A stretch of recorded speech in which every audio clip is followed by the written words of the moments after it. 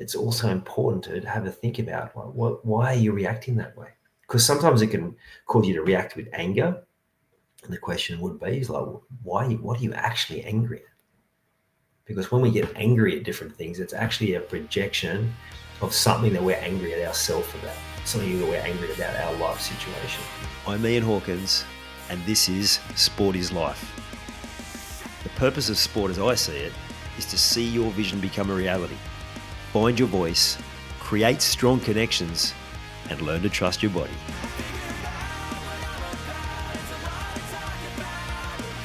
So this week in the world of sport, I noticed it is the week for redemption stories, or should we say second chances. A couple of NRL players have been caught recently for drug offences. One of them was driving and got stopped by a roadside tester. Another one had an accident, pretty bad actually, under the influence of drugs. I think it was cocaine. Don't quote me to that. Veered on the wrong side of the road, hit an Uber, and injured the driver and a mum and daughter in the car. So, fairly substantial charges for both of them, and not the behaviour that I'm sure the organisation, but fans definitely don't expect. Now, it's looking likely they're both going to get second chances. Now, for some of them, it might be even more than second, third chances. Tends to happen in patterns. And that's generally because there's some underlying issues that need to be resolved. But today I want to talk about why do we care so much? You only got to jump on now. My team, Para, potentially looks like they're signing Josh Addo-Carr, who was the one who got caught in a roadside test. And people have views. Some just care that their team's going to be better, and they're all in, saying this is great. Others are like, no, I don't want him at the club. He's a drug taker, and all a whole lot of other reasons. And it's like, well, why do these things create so much emotion? Well, for a lot of people, in fact, probably most people, what's playing out generally is a strong sense of fairness. They're thinking, why should that person get away with that? Why should they be able to just have what seems like no rules, and then they get away with it and they just get signed by another club? They're making great money. Just life doesn't seem fair. Now, this strong sense of fairness probably shows up a lot in lots of different areas of your life too. Generally, when we see things that just don't add up, it can cause a reaction in us. There are different times where maybe you feel like you've been unfairly treated. That can happen in relationships, in the workforce, in all sorts of different places. I know on the sporting field, it was definitely what would trigger me when things weren't fair or didn't seem to be fair to me. Maybe someone was overly aggressive, and myself or someone on my team got injured, and the referee didn't act. And so then the sense of fairness in me was meaning I was going to get retribution, whichever way necessary. Not necessarily a great trade, but it was from that strong sense of fairness. And often the challenged player that gets themselves into trouble has a strong sense of fairness, and their reactions and even drug taking can sometimes be because certain things that just don't seem fair, and life's quite challenging for them. So it's not only playing out for you and your reaction to them, but it's also playing out for them. Because when things don't feel right, when things don't feel fair, we do react. And because in the case of professional sports stars, we're passionate, and everyone has their thought as influential members of the club. That's how they feel, right? If you're a member or even just a fan, you have the right to a voice. You have the right to have your opinion heard. The problem is that there's a million different personalities within fan bases and businesses, and everyone's got a different opinion. My question is, if you're looking at these athletes, like the one argument is, oh, they've had everything handed them to them on a platter, you know, they should be doing the right thing. Well, the reality is they often have had everything handed to them on a platter. They've had no one say no to them. A lot of them go to these sports high schools now where they're basically, schooling isn't prioritized, but their sport is. They're not really there for anything else, and people just haven't said no to them. And then suddenly they get to an older age and they're in the public eye, and now we're expecting them to suddenly learn skills that they've never been taught. They've never been shown. And they're also, a lot of them from a young age, living in this bubble, which we think must be the most amazing thing. And I'm sure there are many positive elements, but if you haven't been exposed to some of the basic areas of living in a community, of having to deal with different scenarios, well, then of course you're going to have limited ability to then do it. We underestimate just how much we learn through our life of all the different challenges we face. But if you're shielded from them because you live in this bubble, well, then you're going to struggle. It's not just a matter of saying, well, they should just fall into line because they get really well paid and really well looked after, because it doesn't work like that. There are areas of life, your life, where you get really well looked after too, I'm sure. But it doesn't mean that you don't have patterns running that makes you react a certain way that maybe you wish you hadn't, because we all do. And if you listen to this thing and you don't, well, then you're lying to yourself, because we're all running hundreds of these patterns at any given time. And then we do something, or we don't do something that we really wish we had or needed to do. And then we sit there playing out the conversation in our head, wondering why, and being pretty hard on ourselves. So why would that, just because they're earning more money and because they're good at something, why would they suddenly have the ability to deal with different things that they don't have the capacity to? Now, a lot of prodigious sporting talents don't come from the best upbringing as well. They haven't had boundaries. They haven't been taught some basic ethical or moral standards, or maybe they have been taught them, but the role models that they had were behaving badly, and they usually just copy the same patterns from generation after generation. So yes, care, yes, weigh in. It's also important to have a think about why are you reacting that way? Because sometimes it can cause you to react with anger.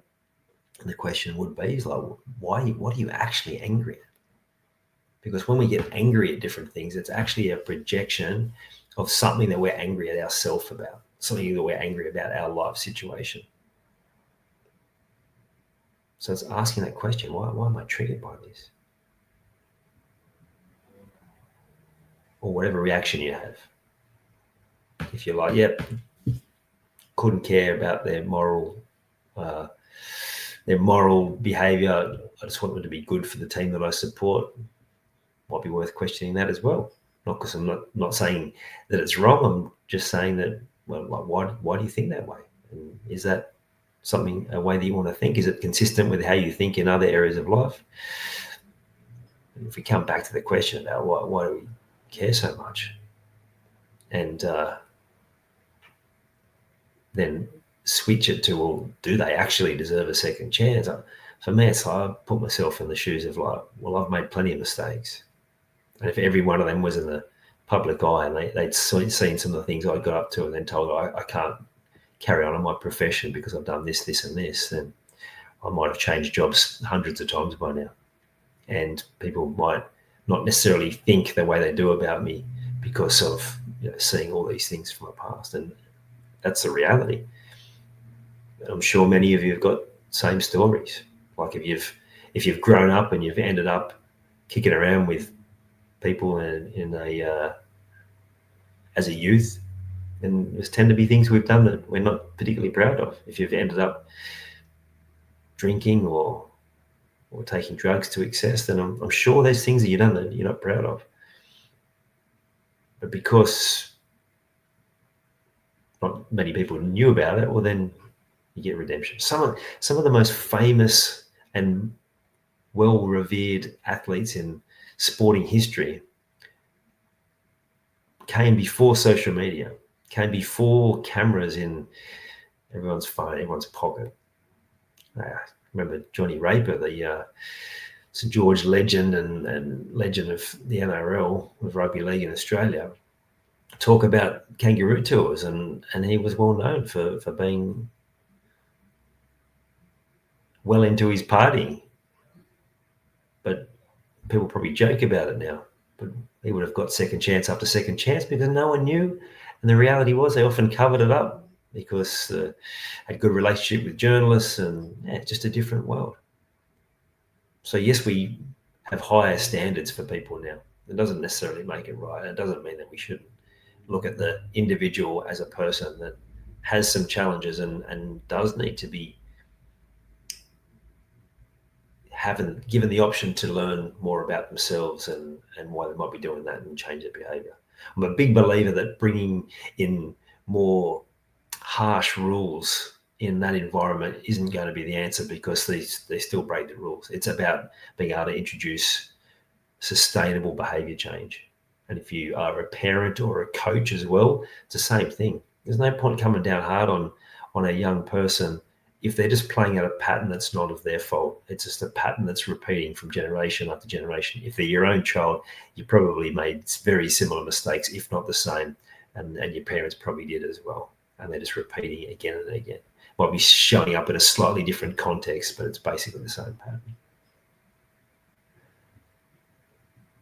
So for me, I'm a believer in giving people a second chance. I'm also a believer in that when people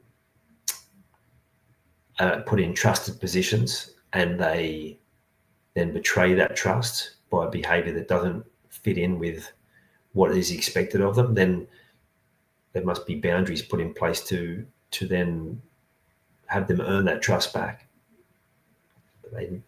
For mine, they need to be given that opportunity. Again, same with parenting.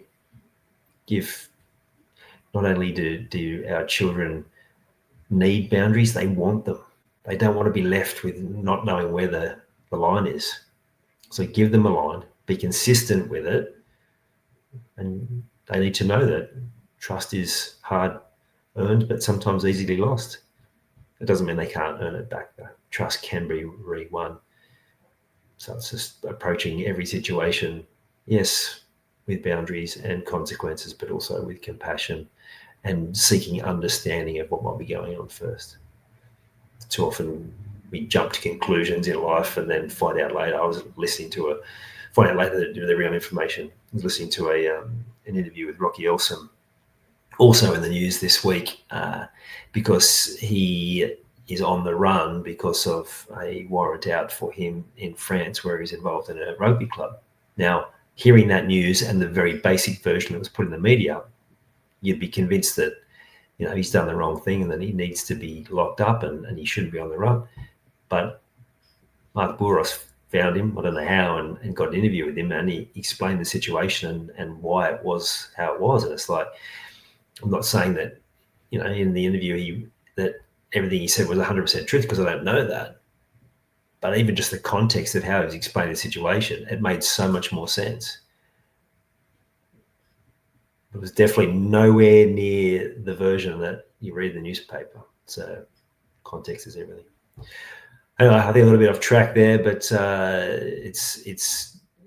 there's an opportunity for us to learn from these situations. How can we be more compassionate and have better boundaries in our life? Also, how can we be more understanding for those people in our life that maybe have inadvertently done the wrong thing or made mistakes, and